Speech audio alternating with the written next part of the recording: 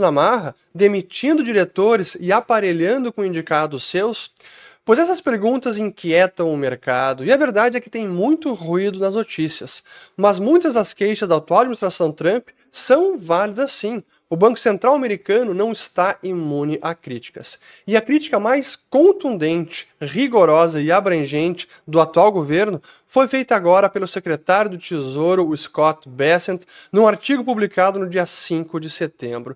E é isso que eu quero mostrar para vocês nesse vídeo, porque ele é importantíssimo. O Bessent vai no âmago das questões, identificando as principais feridas e problemas da instituição, muitos dos quais eu venho comentando ao longo dos anos, aqui no canal e em artigos também, e entendendo os argumentos dele, nós temos bons indícios de como o Fed pode ser modificado nos próximos meses e anos.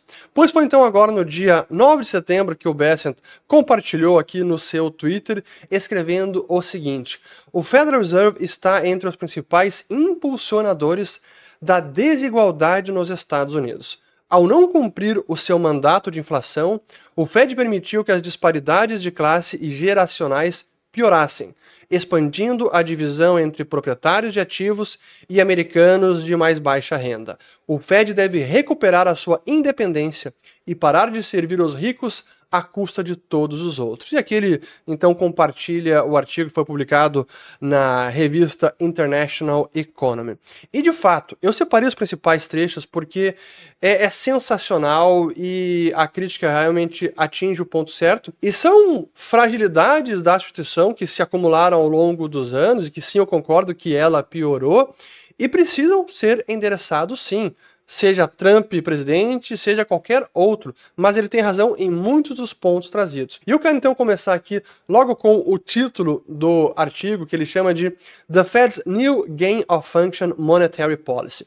Então, a nova política monetária do Fed de ganho de função, fazendo alusão à pesquisa de ganho de função, que ficou muito famosa durante a pandemia, que busca adicionar novas funções ao vírus e nos testes laboratórios, enfim. O que ele quer dizer aqui é que a política monetária do Fed, ela tem ganhado sim novas funções, especialmente nos últimos 15, 20 ou 30 anos.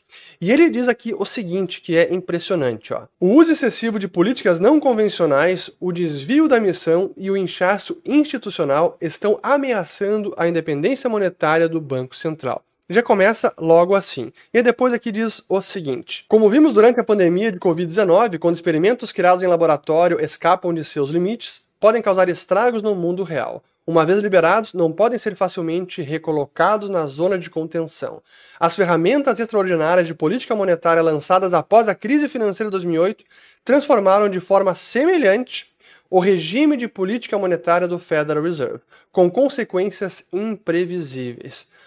O novo modelo operacional do Fed é, na prática, um experimento de política monetária com ganho de função. Então, realmente, ele vai ali direto criticando frontalmente o que mudou na política monetária do Fed. E ele ataca aqui os principais pontos, eu destaquei pouquíssimos trechos que são importantes de serem comentados, mas a verdade é que tudo começa aqui nessa análise com as políticas não convencionais a partir de 2008, e que ele chama de experimentos monetários não convencionais. Não é política, é um experimento monetário. E que é exatamente o que eu também há vários anos falo sobre o Fed, depois da crise de 2008, que é um grande experimento monetário sobre o qual todos nós estamos vivendo e somos obrigados, de certa maneira, a viver ou conviver com ele. E ele destaca e compara com as principais literaturas de Banco Central, como o Banco Central deve agir,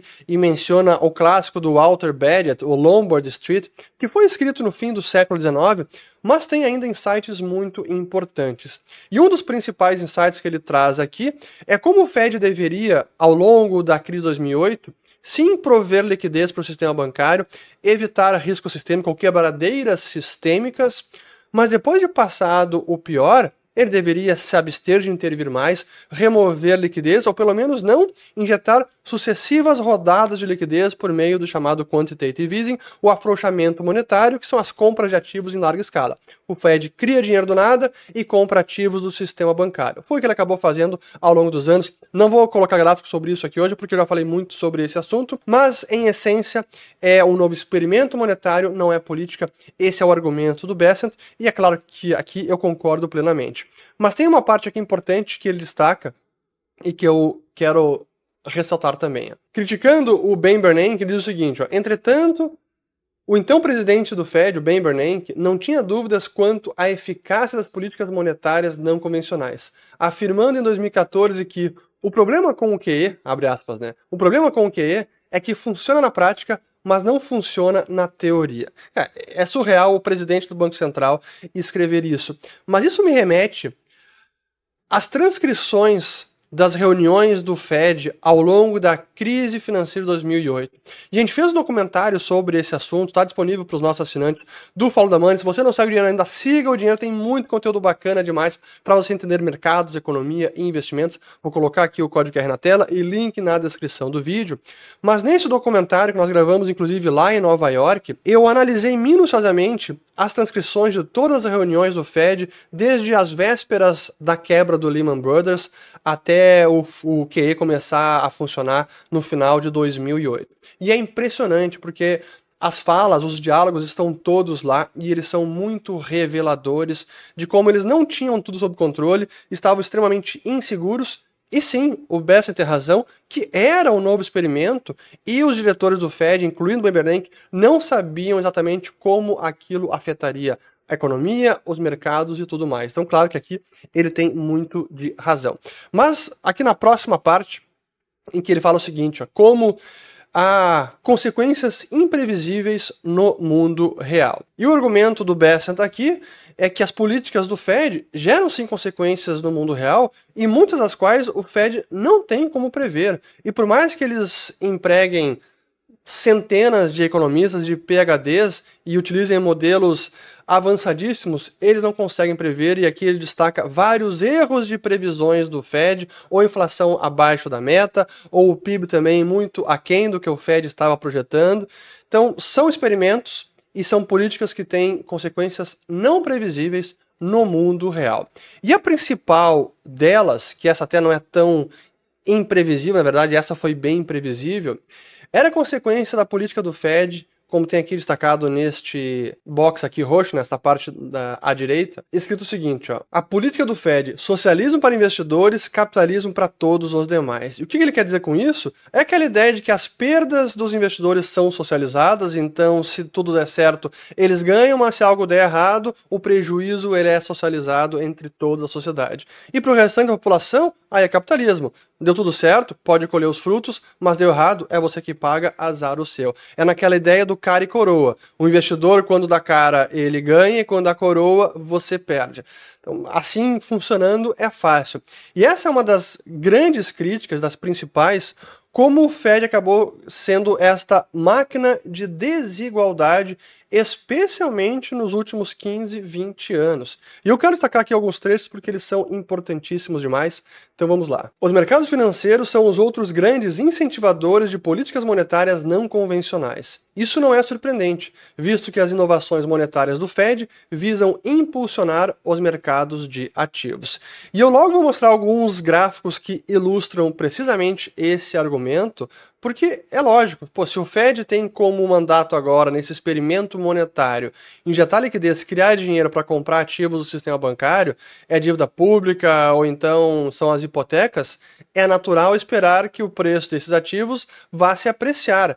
E se esse dinheiro acaba indo diretamente para o sistema bancário, o mercado financeiro, é lá que esse dinheiro começa a circular primeiramente, e que tende a impactar o restante dos ativos com todos os efeitos que são desencadeados, como, por exemplo, taxas de juros mais baixas, facilidade de se alavancar e impulsionar ainda mais o preço dos ativos. Mas tem mais um trecho aqui importante nesta parte. Apesar da escassa evidência de que esta política resultou no aumento da produção econômica real, criou claramente uma base de apoio significativa para uma política monetária não convencional nos mercados financeiros, que estão altamente sintonizados com a presença da opção de venda do Fed, o Fed Put, devido aos repetidos resgates financeiros do Fed. Exatamente. Isso vai condicionando o mercado a esperar que, se der algum problema, o Fed intervém, injeta liquidez e socorre quem tiver que socorrer, como vimos em inúmeros casos e alguns serão citados aqui ao longo do artigo. Mais uma parte aqui final, já vou mostrar os gráficos que são importantes. Em seu livro Engine of Inequality, The Fed and the Future of Wealth in America, então, a motor da desigualdade, o Fed e o futuro da riqueza na América, a especialista progressista em política financeira Karen Petrow documenta como a busca do Fed por um efeito riqueza para estimular a economia saiu pela culatra. Até para explicar o efeito refeza, para quem é um pouco mais leigo nesse assunto, é aquela ideia de que a política monetária, ao gerar uma apreciação, uma valorização dos ativos financeiros, gera um efeito riqueza no portfólio das famílias, que vendo as suas ações se valorizarem, vão acabar gastando mais, já que se sentem mais ricos. Então a política monetária de juros mais baixos, que valoriza ativos, tem este efeito secundário que gera gasto na economia real.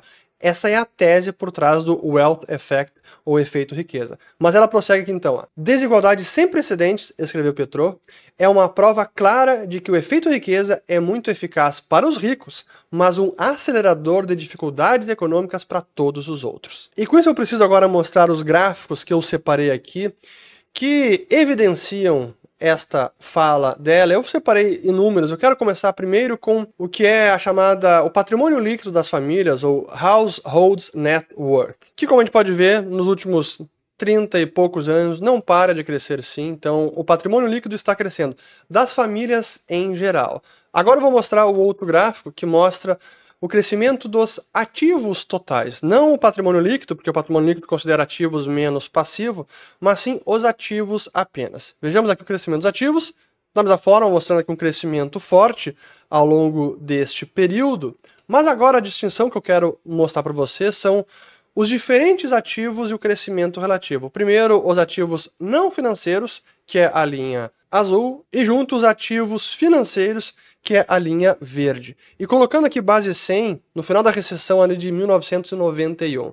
Vejam como o crescimento ele é divergente e se ampliou, especialmente a partir de 2009, em que os ativos financeiros se valorizaram bem mais do que os ativos não financeiros. Mas quando a gente fala de ativos financeiros, isso inclui depósitos bancários, hipotecas, enfim, uma série de ativos. Mas detalhando um pouco mais, considerando apenas as ações de empresas e fundos de investimento nos ativos financeiros, não todos os ativos, essa é a grande diferença quando se compara com os ativos não financeiros.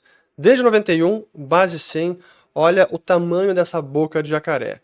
Enquanto os ativos não financeiros teve um crescimento de 6 vezes, 510%, as ações de empresas aumentaram 2.000% nesse período, e a grande discrepância começou ali depois da grande crise financeira de 2008. Impressionante como os ativos financeiros se valorizaram desde então. Mas aqui eu mostrei os ativos totais. Qual é o problema aqui? Porque isso tem a ver com a desigualdade, que é a tese do livro aqui da Karen Petrow e do próprio Scott Bessent. Quando a gente analisa, então, os ativos totais detidos pelos 1% mais ricos da população, o top 1%, vejam só a foto. Desde então, aqui desde 90, era praticamente ali 91, 20,4%, não parou de aumentar, ativos totais detidos, e foi o aumento relevante, especialmente depois de 2008, e no primeiro trimestre de 2025 fechou em 28%. Então saiu de 20% para 28% o aumento dos ativos detidos pelos 1% mais ricos da população. Isso é a desigualdade de riqueza. Mas estratificando um pouco mais, e vocês verão como isso se agrava, porque ali são apenas os ativos. Já que os 1% mais ricos não têm tanto de ativos imobiliários, real estate, aqui, imóveis, que a gente vê como eles chegaram até também cresceram ao longo desse período, mas em contrapartida tem apenas 13,5% dos ativos imobiliários. Aqui são ativos financeiros totais. Mas isolando apenas as ações de empresas e fundos, cara, é impressionante. Vai para quase 50%, 49,8% nesse primeiro trimestre de 2025. E chegou até o pico de 52% no terceiro trimestre de 2019. Então, os 1% mais ricos da população detêm quase 50% das ações e fundos de investimento. É metade das ações. Por que isso é importante? Porque se os ativos financeiros são impulsionados pelas políticas do Fed, aqueles que já detêm mais ativos verão a sua parte da riqueza aumentar ainda mais, em detrimento do restante da população. E mais ainda, que é um efeito que exacerba agora a riqueza detida. Como os menos afortunados de renda menor acabam tendo que se endividar para adquirir vários ativos, inclusive moradia, a gente vê que dos passivos totais, os 1% mais ricos têm apenas 4,6% de todos os passivos.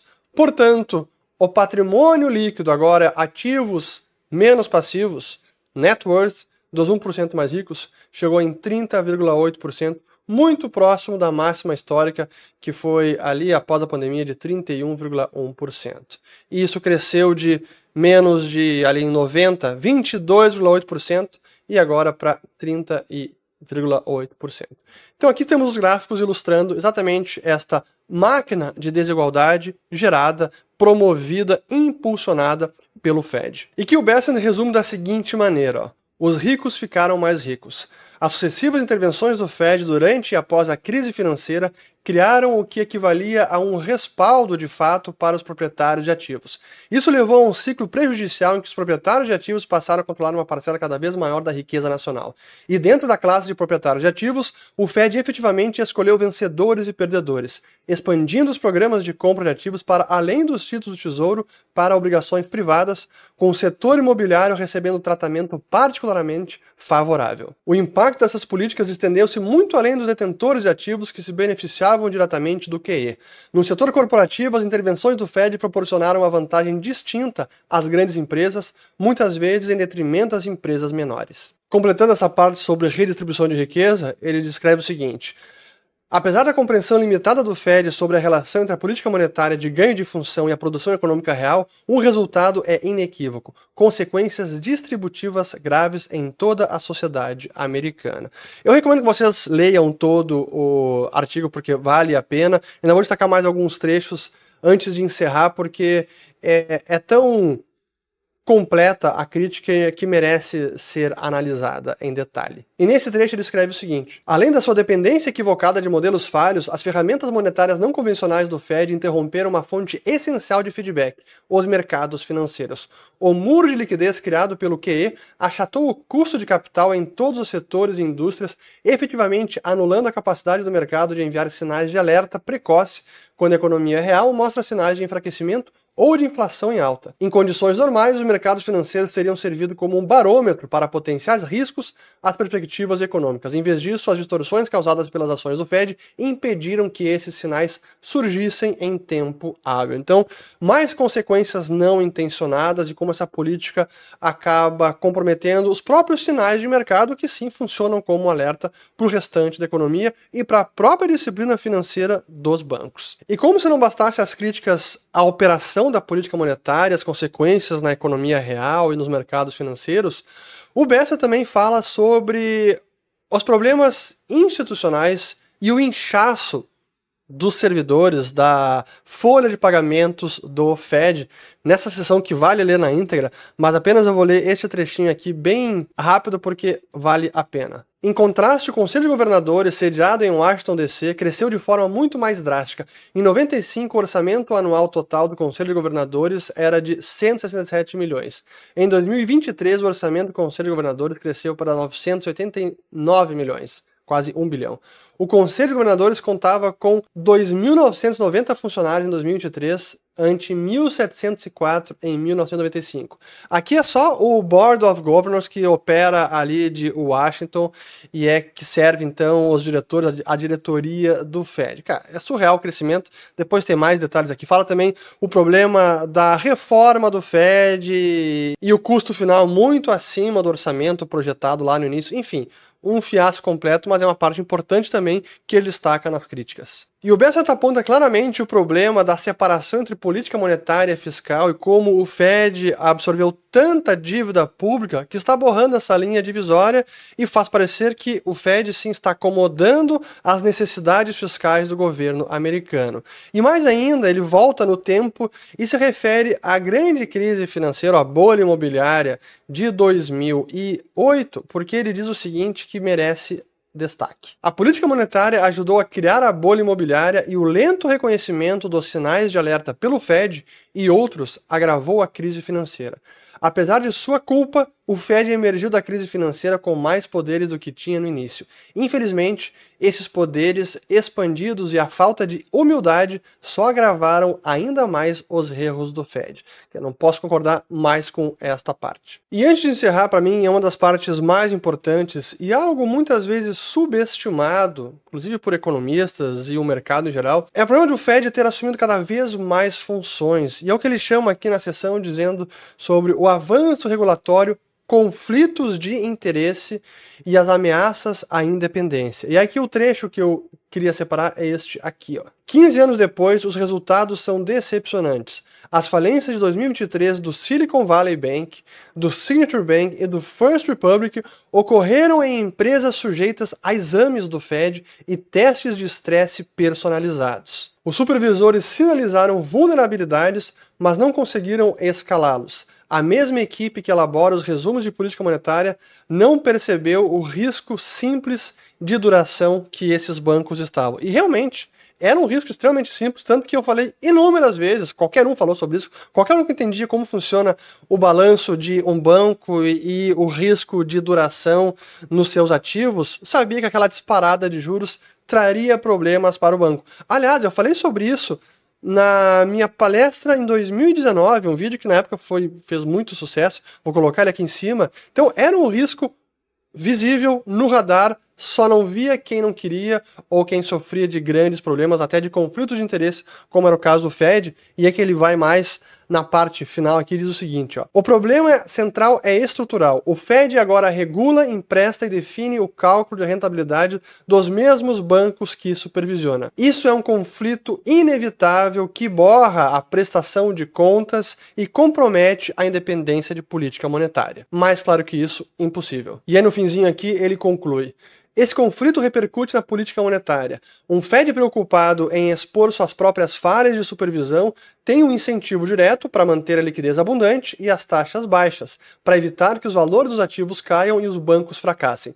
Por outro lado, uma postura anti-inflacionária agressiva força o Fed a admitir essas falhas quando uma política mais restritiva revela balanços patrimoniais fracos. De qualquer forma, a política monetária torna-se refém do interesse próprio de supervisão. Essa é uma das consequências possíveis e que podem mudar a forma como o Fed opera nos próximos meses e anos, que é separar algumas das funções que, como ele defende aqui o Bessent, podem ser desempenhadas por outros órgãos e justamente para reduzir ou minimizar ao máximo qualquer conflito de interesse, porque hoje ele está evidente, é gritante. E já encerrando, ele até menciona a parte das doações que foram muito mais feitas para o Partido dos Democratas, então que revela como o Fed também acabou se tornando uma instituição mais partidária e não bipartidária, e conclui afirmando o seguinte: para garantir o seu futuro e a estabilidade da economia americana, o Fed precisa restabelecer a sua credibilidade como uma instituição independente, focada somente no seu mandato estatutário de emprego máximo, preços estáveis e taxas de juros de longo prazo moderadas. Bom, esse terceiro mandato, na verdade, ele não existe, o Bessent colocou aqui. Mas o fato é que é uma crítica importantíssima e eu concordo plenamente que o Fed ele veio assumindo mais funções e intensificando, amplificando esse experimento monetário que não começou em 2008. 2008 foi um ponto de inflexão que foi turbinado depois da pandemia, mas a verdade é que o motor de desigualdade ele é intrínseco a um banco central. E por isso que eu iria além das críticas do Bessent, não apenas reformar o atual Federal Reserve, já melhoraria sim, mas ele não removeria por completo as fragilidades inerentes à operação de um banco central e que são reveladas por décadas de fracasso de política monetária, de crises financeiras e de aumento da desigualdade. Por isso que sim, que libertários como eu, como vários colegas no Instituto Mises Brasil, no Instituto lá fora também, o próprio Friedrich August von Hayek, defendia o fim do Banco Central e a concorrência, liberdade monetária, tanto para produzir quanto para escolher moeda. Mas hoje estamos ainda longe desse ideal, mas reformando o Fed com várias das sugestões que estão aqui no artigo do Bessent, já conseguiria mitigar muitos dos efeitos nocivos que promoveram ao longo das últimas décadas. Espero gostar desse vídeo, compartilhem, se inscrevam no canal, ativem o sininho e voltamos no próximo. Valeu!